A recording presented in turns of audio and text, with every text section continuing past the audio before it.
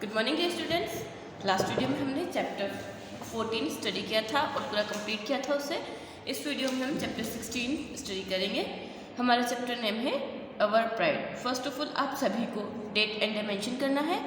Pride means होता है गौरव, यानी कि ऐसे लोग जिन्होंने हमारे देश के लिए बहुत ही अच्छे अच्छे काम किए, उन्हीं से हमें गर्व महसूस होगा, तो उनके बारे में आज हम जानेंगे।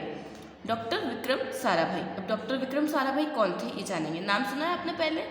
नहीं सुना। चलो अब हम जानेंगे कौन थे doctor Vikram Sarabhai. Doctor Vikram Sarabhai was a symbol of devotion and dedication. Doctor Vikram Sarabhai जो थे वो प्रतीक थे किसका? भक्ति का और समर्पण का, यानी कि वो भक्ति पे विश्वास रखते थे और समर्पण पे। ठीक है। He had special interest in mathematics and science right from his childhood. उनके बचपन से ही मैथमेटिक्स और साइंस में बहुत ज़्यादा रुचि थी, स्पेशल इंटरेस्ट था। He found practical solution of many complicated problems related to the universe and solar system. उन्होंने क्या किया था, जो प्रैक्टिकल सॉल्यूशन उन्होंने फाउंड कर लिए थे, पा लिए थे किसके? बहुत कॉम्प्लिकेटेड जो प्रॉब्लम होती थी यूनिवर्स की और सोलर सिस्टम की, जो कॉम्प्लिकेटेड प्रॉब्लम थी ना, उनके उन्होंने प्रैक्टिकल सॉल्यूशन फाउंड कर लिए थे। In the field of energy के फील्ड में ही give a new direction to our country. और उन्होंने ऊर्जा के जो फील्ड होता है एनर्जी का, उसमें उन्होंने अपने इंडिया को एक नई दिशा प्रदान की थी। And made extensive efforts for its peaceful use. और उन्होंने प्रयास किए थे, किसके प्रयास किए थे? इसकी ऊर्जा का शांतिपूर्ण उपयोग किए कि हमें ऊर्जा का हमेशा कैसे उपयोग करना चाहिए? शांतिपूर्ण तरीके से। He established Indian space research Organisation. उन्होंने इसरो की स्थापना की थी। इसरो की फुल फॉर्म होती है इंडियन स्पेस रिसर्च ऑर्गेनाइजेशन। ठीक है। Due to his efforts today India has launched many satellites in space. और उन्हीं के प्रयासों के कारण इंडिया ने बहुत सारे सैटेलाइट्स जो है स्पेस में लॉन्च की है, which are made in our country, जो कि हमारी कंट्री में बनाई गई। तो ये हमारे लिए बहुत ही बड़ी बात होती है कि हमारी कंट्री में कोई सैटेलाइट बनाई गई और वह स्पेस में जाकर लॉन्च हो रही। तो उन्हीं के प्रयासों से ये संभव हो पाया। He was not only a great scientist but also had an interest in art, education and society. वो केवल एक साइंटिस्ट ही नहीं थे, बल्कि वो उनको बहुत ज़्यादा इंटरेस्ट था आर्ट में, एजुकेशन में और सोसाइटी में। तो ये आपने जाना है कि डॉक्टर विक्रम साराभाई ने हमारे देश के लिए क्या क्या किया, और जो हमारे देश के लिए अच्छे काम करते हैं वही हमारे प्राइड होते हैं। तो ये हमारे प्राइड क्यों है, तो ये आप जानते होंगे ना। और उन्होंने किसकी स्थापना की थी? ISRO, Indian space research organization. तो आई होप आपको समझ में आया होगा साराभाई की लाइफ जर्नी के बारे में। जो क्वेश्चंस जो है इसके हम अपनी नोटबुक में करेंगे डायरेक्टली। अब हम पढ़ेंगे डॉक्टर होमी जहांगीर भाभा, है ना। अब होमी जहांगीर भाभा कौन थे? Doctor Homi used to sleep very less during his childhood. Doctor Homi जो थे उनको बचपन से ही नींद नहीं आती थी, बहुत ही कम सोते थे। His parents were worried about him. और वो बहुत ज़्यादा कम सोते थे, तो इसलिए उनके पेरेंट्स जो थे बहुत चिंतित रहते थे उनके बारे में कि वो क्यों नहीं सोते। Even the doctors were unable to find the reason of this problem.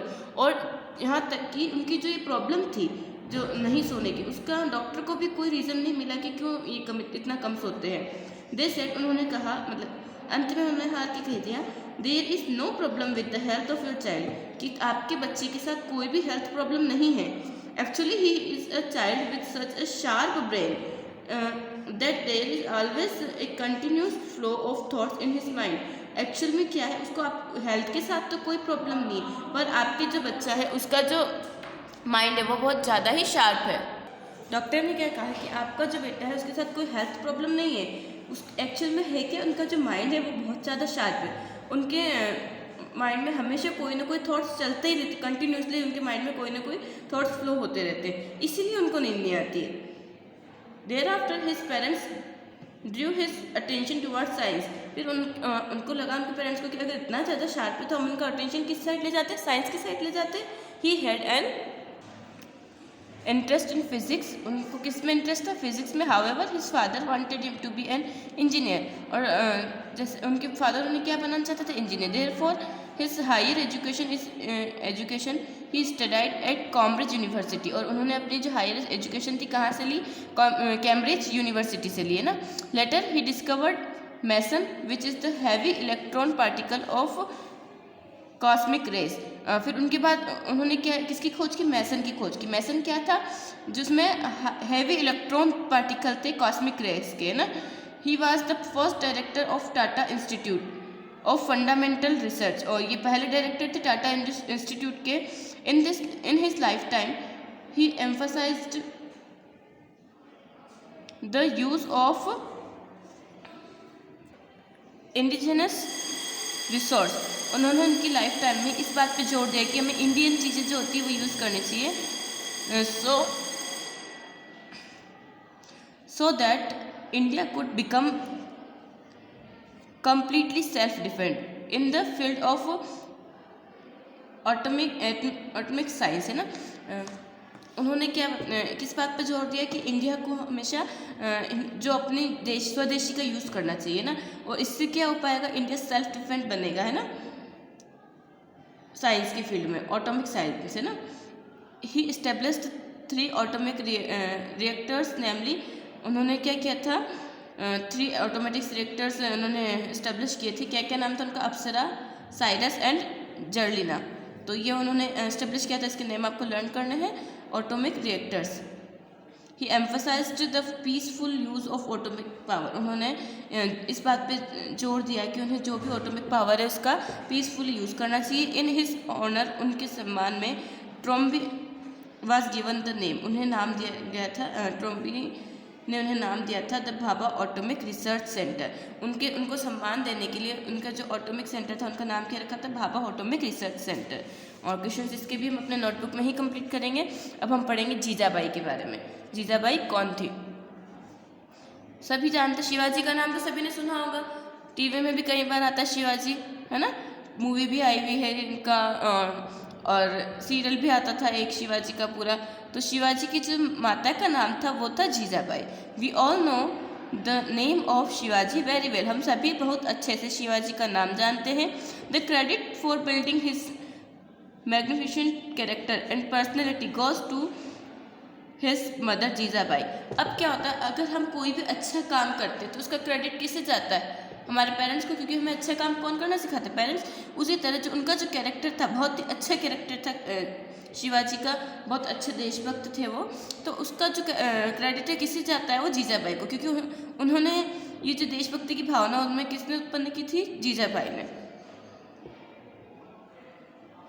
Jijabai was a very intellectual, religious, strongly determined, self-esteemed woman, having belief in religious principles. Jijabai क्या थी, बहुत ही ज़्यादा बुद्धिमान, रिलीजियस, धार्मिक और आत्मसम्मान वाली महिला थी। उनको जो धार्मिक सिद्धांतों पे बहुत ज़्यादा विश्वास था। She was a devotee of Tulja Bhavani, वो किसको मानती थी, तुलजा भवानी का बहुत ज़्यादा मानती थी, भक्ति करती थी उनकी, मतलब डिवोटी यानी भक्ति करती थी उनकी ना। Eight the time of Shivaji's birth she lived in the fort of Shivner, और जब शिवाजी का बर्थ होने वाला था उस टाइम पे वो रहती थी शिवनेर के फोर्ट पे वह रहती थी।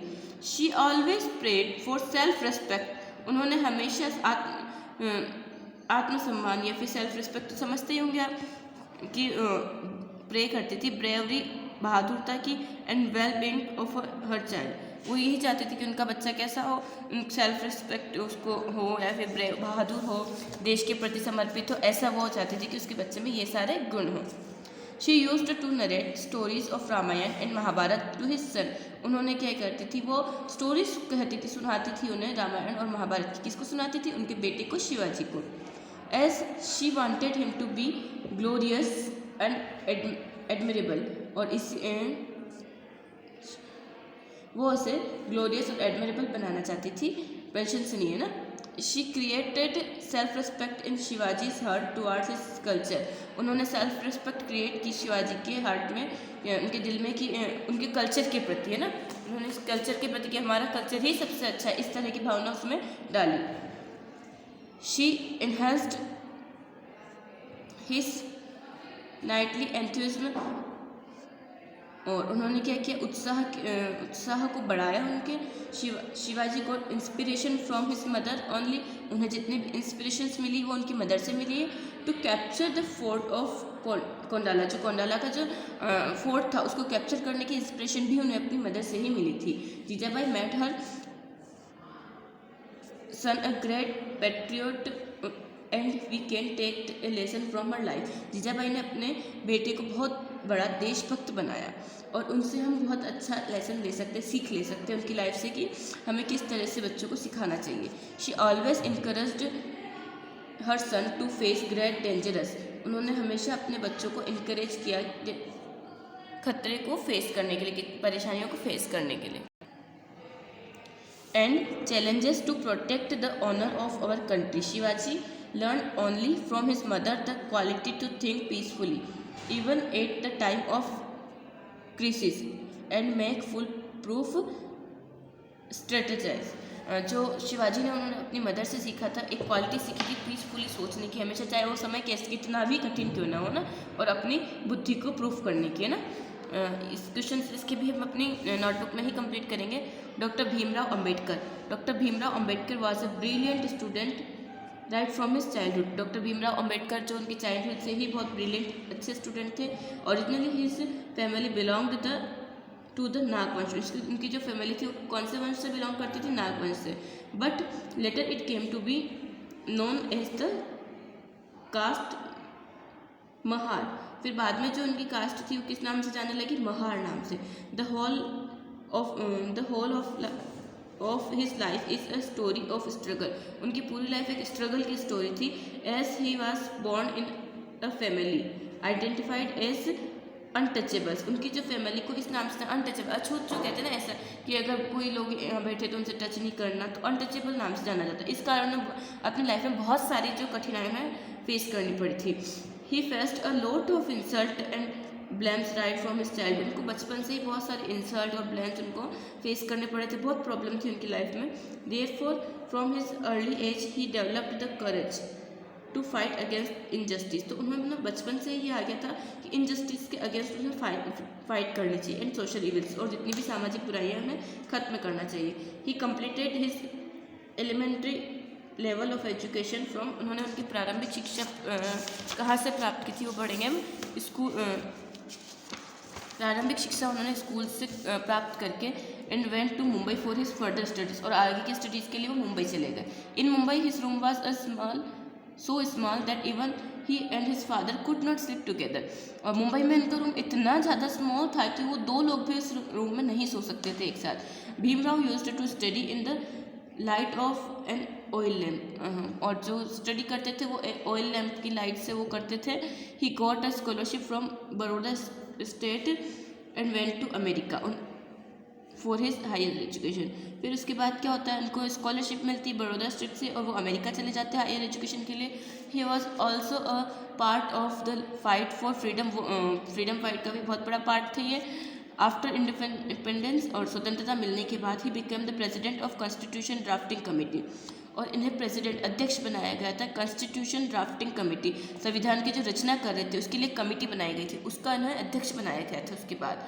तो इनकी लाइफ आप देखेंगे कितना बड़ा काम किया, जहाँ उन्हें रहने के लिए दो लोग भी एक साथ एक रूम में, इतना उनके पास छोटा रूम था। और ऑयल लैम्प से वो पढ़ाई करते थे और अनटचेबल थे, लोगों की बहुत बुराइयों का इंसल्ट का सामना करना। वो कहाँ पहुँच गए थे?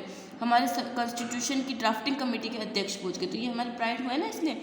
The constitution of India was prepared only under his presidentship. और जो इंडिया का जो कॉन्स्टिट्यूशन था वो उनकी प्रेसिडेंटशिप में ही बनाया गया था। उनका बहुत बड़ा योगदान था। क्वेश्चंस इसके भी हम अपने नोटबुक में ही करेंगे। अब हम पढ़ेंगे Pandit Madan Mohan Malaviya. Annie Besant has expressed her views about a person in very emotional words. Annie Besant ने अपने जो व्यूज़ है वो एक्सप्रेस किए हैं। एनी बेसेंट एक व्यक्ति का नाम है जिन्होंने अपने व्यूज़ बताए हैं किसके लिए? पंडित मदन मोहन मालवीय के लिए। इमोशनल व्यूज़ उन्होंने एक्सप्रेस किए हैं और कहते हुए उन्होंने व्यू एक्सप्रेस करते हुए कहा है, शी सेड, एक महिला का नाम है ना एनी बेसेंट, उन्होंने कहा है, I can definitely say that amongst several opinions. मतलब मैं निश्चय रूप से यह अपना ओपिनियन दे सकती हूँ। Only Malaviya ji Maharaj stands as a symbol of Indian unity. जो केवल मालवीय जी महाराज जो है वही इंडियन भारतीय एकता का एक प्रतीक है। किसने कहा? एनी बेसेंट ने कहा कि मैं निश्चित रूप से मैं ये कह सकती हूँ, अपनी राय रख सकती हूँ कि मालवीय जी ही इंडियन यूनिटी का एक सिंबल है। And that person was Pandit Madan Mohan Malaviya. और यूनिटी का सिंबल कौन है? Madan Mohan Malaviya. He was a poet by birth, he birth से ही एक पोएट थे। His poetic name was Makrand, उनकी जो पोएटिक नाम था उनका क्या नाम था? Makrand. He had a strong desire that such an education system and educational institution should be established in India. उनकी एक बहुत ही स्ट्रॉन्ग इच्छा थी, चाहते थे कि जो एजुकेशन सिस्टम है और एजुकेशनल इंस्टीट्यूशन है कहाँ इस्टेब्लिश होने चाहिए? इंडिया में स्थापित किए जाने चाहिए। Where due respect can be given to our Indian culture, और वहाँ इसी से अपने जो जहाँ के इंडियन कल्चर को रिस्पेक्ट देनी चाहिए उसी में, मतलब जो जितने भी इंस्टीट्यूशन है एजुकेशनल वो कहाँ पे इस्टेब्लिश होंगे? इंडिया में, और वहीं उनको रेस्पेक्ट किसकी मिलेगी? इंडियन कल्चर की रेस्पेक्ट वहाँ पे होनी चाहिए। यानी कि अगर इंडिया में ही अगर कोई इंस्टीट्यूशन खुलता है तो इंडियन कल्चर वैसे भी अपने आप पड़ेगा, उसको रेस्पेक्ट मिलेगी। टू फुलफिल दिस एम, और इसी एम को कंप्लीट करने के लिए he decided to establish a university in Varanasi. फिर उन्होंने डिसाइड किया कि एक यूनिवर्सिटी वाराणसी में इस्टेब्लिश करे। Thus he expressed his views about the project in the 21st session of the Congress committee.